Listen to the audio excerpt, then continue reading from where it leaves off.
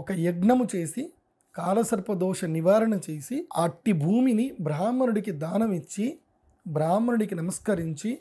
ఓ బ్రాహ్మణ, మా వంశము యందు ఎవరు తప్పు చేసినను ఈ సూక్ష్మ శరీరమును ధరించిన నేను నా వంశములో ఉన్నటువంటి యొక్క 10 తరాలకు కూడా నేను బాధ్యుడనగును, వారిని ఉద్ధారం చేసేటువంటి కర్తవ్యము నాది కాబట్టి ఇట్టి భూమిని, ఇట్టి యజ్ఞ భూమిని మీరు స్వీకరించి అనునిత్యము కూడా యజ్ఞయాగాది కర్మలు చేస్తూ గోసంపదను పెంచుతూ, ఎలాగైతే గనక వటవృక్షము యొక్క వేర్లు,